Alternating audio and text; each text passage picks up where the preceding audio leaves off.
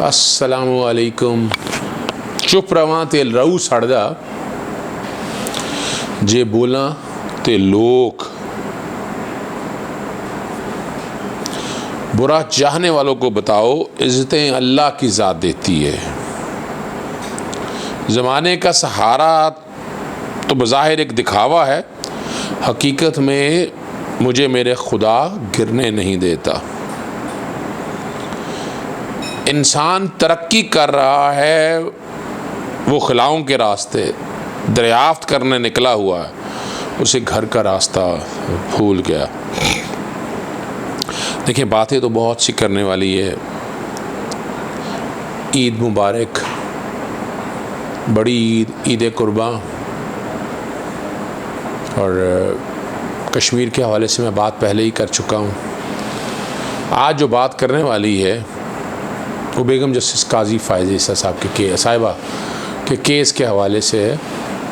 मैं तो पहले दिन से कह रहा था ये मामला सुप्रीम जुडिशल काउंसिल के पास जाना चाहिए, उन्हें देखना चाहिए, लेकिन जो कि बदनीति का एक एलिमेंट सामने आ गया और सदर की तरफ से दायर किया गया रेफरेंस क्वैश कर दिया गया और मामला सुप्रीम जुडिशल काउंसिल के पास आज भी ज़िंदा है और मामला भेजा गया मिसेस जस्टिस काजी फ़ायज़ के हवाले से, उनके बच्चों की जायदाद के हवाले से, कि इनकम टैक्स के डिपार्टमेंट में अगर उन्होंने ये प्रॉपर्टी अगर उन्होंने अपने पैसों से ख़रीदी है तो वो सोर्स ऑफ इनकम या मनी ट्रेल उर्फ़ आम में जो शायद समझना नहीं चाह रहे, या जो उनके साथ जो वकीलों की टीमें बैठनी है उन्हें समझाना नहीं पा रहे, एक इतने बड़े ओहदे पे, और इन सारी चीज़ों को अगर सामने रख कर आप देखें तो सच्चाई सामने आनी चाहिए।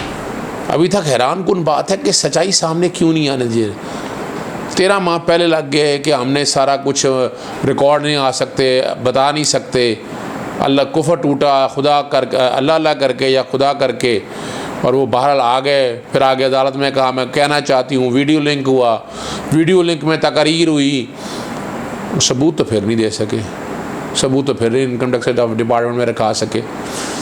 मोहम्मद अज़ीज़ सिद्दीक़ मैस ऑफिशियल के साथ हाजिर खिदमत है।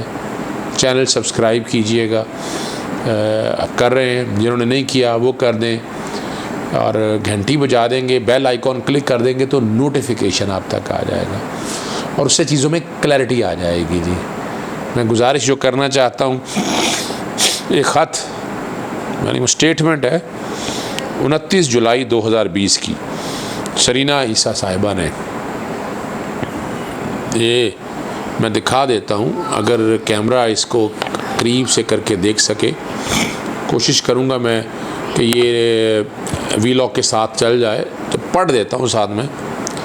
आई once again personally delivered to mister Zulfiqar Ahmed commissioner FBR my letter of 21 July in respect of his rejoinder. अब रीजॉइंडर का लफ्ज़ जो है ना, आम आदमी, आम फहम का आदमी जो है उसे तो शायद समझ ना आए कि ये रीजॉइंडर क्या होता है। ये किसी वकील ने या किसी ने बार मशवरा करके लिखा गया, लगता तो यही है।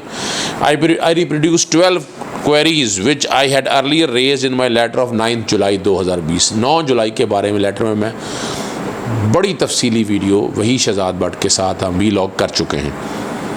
I am still waiting for the answers. I had also requested copies of my tax declaration, which I do not have, as the gentleman I used to file my returns through Mr. Rehan Hussain Naqvi passed away. Not providing copies of my own returns is troubling because FBR is referring to them and to returns which they say I filed when I had stopped working and had to no taxable income, which is very alarming and suggests manufacturing. मैं सिर्फ इसी साथ कर दें या पहले पढ़ देते हैं। I had also inform FBR that I have filed review petition. हम देखें, छुपने की कोशिश है पीछे। इन द सुप्रीम कोर्ट, अगर सच सारा कुछ सामने पता, सारा कुछ बता दिया, तो रिव्यू पिटीशन फाइल करने की क्या ज़रूरत थी। जैसा आपने कहा उसके मुताबिक हो गया। On 20 July and made serious allegation against certain officers FBR and members of mister Imran Khan government, mister Ashfaq Ahmed, mister Zulfiqar Ahmed, mister Zia Ahmed Bhatt, mister Mirza Shahzad Akbar, mister Manzoor Ahmed Kayani, mister Farooq Nazim. These allegations comprise of 18 paragraphs, all of which I supported with FBR's and government's own documents. There has been no response. I had also pointed out the obvious disparity in language between the earlier notice and the rejoinder, both under Mr. Zulfikar Ahmed's signature, which bracket में as an English teacher of many years I said were not written by the same person. Again, no explanation is offered. I had also pointed out how mockery of the word confidential was made when an open envelope and its confidential content on full display were pasted on the gate of my husband's official residence. बाद में बताऊंगा कि वो तो फटे हुए थे, वो पेस्ट कर दिए, कैसे पता चल गया? इसका मतलब है वो लेटर इन्हीं के पास है या नोटिस इनके पास है। बहरहाल चले, ये गैर ज़रूरी चीज़ें हैं, मेरा अपना एक तजिया और ओपिनियन है। I had in writing inform mister Zulfiqar Ahmed I will have no option but to release my letter of 21 July so that the people could जज फॉर देम सेल्फ। ये कोई आवाम के सामने अदालत लगा रहे हैं आप? ये मजाक नहीं, अदलिया की ज़ादी मुदाखलत नहीं है, ये क्या आप लिख रही हैं? बस बादी नज़र में कहीं है, तौहीन अदालत तो नहीं। But I still waited expecting to be given copies of the returns I am said to have filed and some reasonable explanation about my concern, but none has come after a week's passage. I am now left with no doubt that FBI officers have lost their credibility and ability to act independently, as clearly they are acting on instructions. Let the public form their own opinion. If Mr. Imran Khan's government doesn't censor this statement and attach letter as they did my last one. क्या कहना चाह रहे हैं? पूरे ख़त को पढ़ लें, इसकी उर्दू में तशरीह करा के आम बंदे के सामने आनी चाहिए। देखें, एक बड़ी सिंपल सी बात है, फैसला हर एक ने पढ़ लिया था। सब्जेक्ट टू बिलो जो नीचे पैराग्राफ दिए थे सुप्रीम कोर्ट ने जब कहा 10 मेंबर बेंच ने कि रेफरेंस सिर्फ इस बुनियाद पर खारिज हो गया, लेकिन साथ कहा कि ये मामला इनकम टैक्स देखेगा, बेगम साहिबा बच्चे इनकम टैक्स को पूरी असिस्टेंस देंगे। और एक बड़ी सिंपल सी बात है, एक तरफ आप कह रही हैं आपकी टैक्सेबल इनकम ही कोई नहीं है। जब टैक्सेबल इनकम कोई नहीं है तो आप नील की रिटर्न देते रहोगे, कानून यही कहता है। और पिछले यहाँ से अगर आप देखें तो ये तो पंजाबी के अंदर सीधा या कोई जवाब नहीं हैगा, यही है ना, सीधा या जवाब का कोई जवाब नहीं हैगा मेरे को। शायद यही कहना चाह रहे हैं। यानी अभी तक जो लफ्ज़ है, मुझे मुतलका सेक्शन है, वो साथ अगर मैं थोड़े से पढ़ दूँ, रेलेवेंट मैं पहले भी पढ़े थे, मैंने को 2-3 वीलॉग किए हैं इस बारे में, वो पहले मैं बताता चलूँ। सबसे पहले 114 का है जी, और सेक्शन सबसे पहले सेक्शन 111 पढ़ देता हूँ, ज़रा ज़्यादा आसान होगा। अनएक्सप्लेन इन्वेस्टमेंट, अनएक्सप्लेन इनकम और assets where any amount is credited in a person book of accounts, a person had made an investment or is the owner of any money or valuable article, a person has incurred and all other offers no explanation about the nature and source of the amount credited in money, valuable article or funds for which the expenditure was made, so possession of any production, sale, any amount chargeable tax or any item receipt liable to tax, or the explanation of a person is not in commissioner's opinion satisfactory.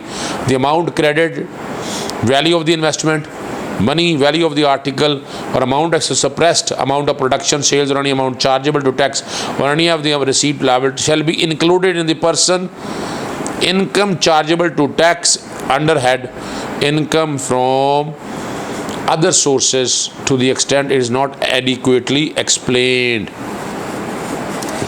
अब लफ्ज़ ज़रा समझिएगा। अब यहाँ क्या base है, इसे हम उर्फ़ आम में source of income, unexplained income जो हम नहीं दे पाते, वो नहीं बता पाते, तो उसका तरीक़ा कार क्या है। सेक्शन 111 इसलिए पढ़ा है मैंने, और सेक्शन 114 में इनकम टैक्स रिटर्न देने हैं। सेक्शन 116 के अंदर पढ़ देता हूँ, wealth statement. Every resident tax payer being an individual filing an return of income for a tax year shall furnish a wealth statement and wealth reconciliation statement for that year along with such return. Simple सी बात मैं लफ्ज़ बता दूँ, फ़र्ज़ करें 2003 में एक प्रॉपर्टी ख़रीदी, प्रॉपर्टी की वैल्यू जो भी थी, और आपने आमदन थी आपकी 1 लाख रुपया, प्रॉपर्टी ख़रीद ली आपने 10 लाख रुपए की। 2 वजाहतें जो मिसाल के तौर पर एग्रीकल्चर इनकम थी, तो एग्रीकल्चर इनकम टैक्स अगर डिक्लेयर की होगी तो रिटर्नें आपके पास मौजूद होंगी, आप बताएंगे कि एग्रीकल्चर इनकम थी, उसमें मैंने एग्रीकल्चर इनकम टैक्स दिया है। तो आमदन मेरी 10 लाख की थी, 9 लाख पे टैक्स मैंने नहीं देना था, लेकिन अभी तक वो चीज़ बात सामने नहीं आई। दूसरी तरफ कहा जाता है कि ये मिसाल के तौर पर ये फॉरेन करेंसी अकाउंट में रखा था। अब फॉरेन करेंसी अकाउंट में एनकैशमेंट सर्टिफिकेट का तो principal foreign currency exchange regulation, जिसे आप वो टीटीए लगना कहते हैं ना, अब जरा समझ आइएगा बात को। अभी आप इन दिनों सुन ही रहे हैं ना, शहबाज शरीफ, नवाज शरीफ, इसहाक डार और गालिबन मीर शकील रहमान या बाकी लोगों के, मीर शकील में है या नहीं है, इन सब के केसों में क्या है, चौधरी शुगर में, उदैबिया में, कि वो पैसा बाहर से है पाकिस्तान, यानी यहाँ से पैसा रूट होके जाता। और वो अगर वो पैसा ही फॉरेन करेंसी अकाउंट में रखना होता तो ये सीधे रख लेते, नहीं, वो पैसा आना है बाहर से, डॉलर में आएगा, पाउंड में आएगा, रियाल में आएगा, दिनार में आएगा, वो पैसा आएगा दिनार में और एनकैश कराएंगे पाकिस्तानी रुपये में। ये आपके रिज़र्व बढ़ेंगे इससे। तो ये एक बेनिफिट दिया गया था, एडवांटेज दिया गया था, ताकि उस पैसे को आप पाकिस्तान के फॉरेन एक्सचेंज में इजाफा हो सके। तो ये ऐसा नहीं है कि फ़ॉरेन करेंसी के अकाउंट, मेरा अपना ओपिनियन है इसमें, फ़ॉरेन करेंसी के अकाउंट में यहाँ भी ऐसी चीज़ कोई नहीं है। और आपको याद होगा 9 जुलाई के लेटर के साथ एक स्टेटमेंट लगाई थी कि इतने अरसे में इतना पैसा है। वो पैसा कौन सा है? 2 बातें अब सामने आएंगी आपकी। ये बिल्कुल गलत है कि वो जो पैसा आप पाकिस्तान में जमा कराएंगी, चाहे डॉलर की शक्ल में या किसकी शक्ल में जमा आप कराएंगी, वो उसका आपको सोर्स नहीं बताना, वो आपको सोर्स बताना है जो बाहर से आएगा। एनकैशमेंट सर्टिफिकेट लेंगे, डॉलर से आप कन्वर्ट करेंगे, फिर नहीं है। फिर तो आदमी बड़े आराम से काला धन, पैसे जिस तरह मर्ज़ी कमाए, स्मगलिंग का जिसका भी, जैसे मैं पहले भी कह चुका हूँ, इससे पिछले वीलॉग में शायद खाकान अब्बासी केस में, फिर तो वो सीधा पैसा वाइट हो जाएगा आपका। ऐसा कॉन्सेप्ट बिल्कुल नहीं है। पहले तो 2003 के हवाले से ये बात बता दी, फ़र्ज़ करें 2011, 12 या 12, 13 के हवाले से भी बात है, तो यही प्रिंसिपल वहाँ भी है।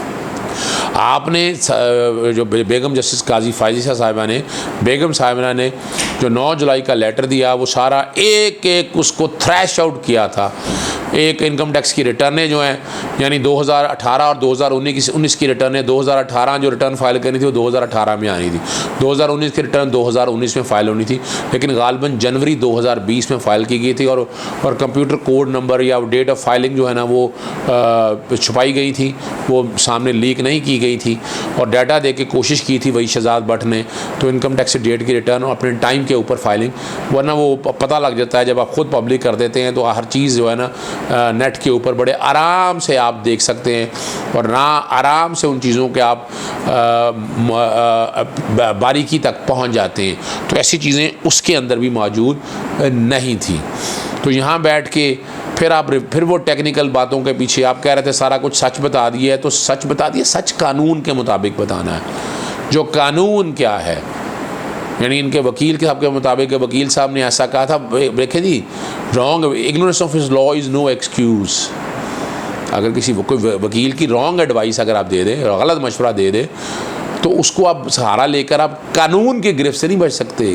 गिरफ्त है कानून की, वकील का क्या हुआ कानून नहीं है। मैं जो कह रहा हूँ ये कानून नहीं है, ये मेरा अपना एक ओपिनियन है। इसकी कोई, यानी हाँ, जो अदालत कहेगी, जो अदालत डिक्लेयर कर देगी, डिक्लेरेशन दे देगी, वो कानून कहलाएगा। कानून की किताबों में जो लिखा है वो कानून है, या जो अदालतें डिक्लेयर कर दें वो कानून है। मैं वकील की हैसियत से अगर कोई बात कहता हूँ तो वो कानून के ज़ुमरे में बिल्कुल नहीं आता। मैं इसी तरह एक और बात, जब वही शहजाद भट्ट के साथ हम बात कर रहे थे, बैठे हुए थे, तो 19 अगस्त 2019 का जो है मिस्टर जस्टिस आसिफ सईद खान खोसा, चेयरमैन अपना सुप्रीम जुडिशल काउंसिल ने बाकायदा उस पर जो ख़त लिखा, जो ऑर्डर पास किया था कंप्लेंट के ऊपर, और इन्फॉर्मेशन दी थी वही शहजाद भट्ट ने ख़त लीक होने के हवाले से, वो सारी चीज़ें बताई थी।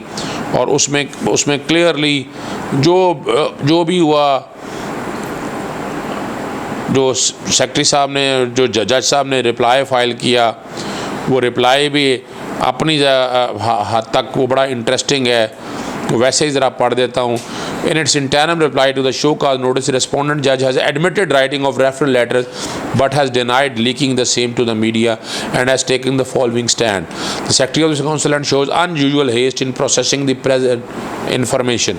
The opinion rendered by Honorable Mr. Justice Sheikh Azmat Saeed was not in terms of the requirement of the Supreme Judicial Council Procedure of Inquiry 2005. The show cause notice has not been issued by Council and the same had been issued by Secretary of the Council, which was in violation of Supreme Judicial Council Procedure of Inquiry 2005. The Secretary of the Council entertained prejudice and bias against the respondent judge. जरा सुन लीजिएगा ये लफ्ज़.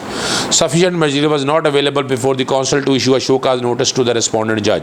The informant credential and motivations are doubtful and mala fide. ये technicality से ज़्यादातर.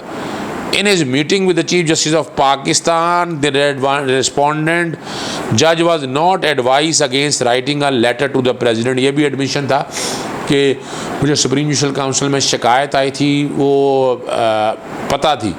यहाँ ये बात भी क्लियर है. The present investigation has been taken up by the council out of the turn which impinge upon bona fide of the exercise. The proceeding of the council had been taken and the respondent judge was required to file his reply to the show cause notice. मैं इन चीज़ों को सिर्फ ज़्यादा बातों में जाना नहीं चाहता. अब writing a letter by a judge of the Supreme Court to the president of the country does not ipso facto amount to misconduct on the part of a judge.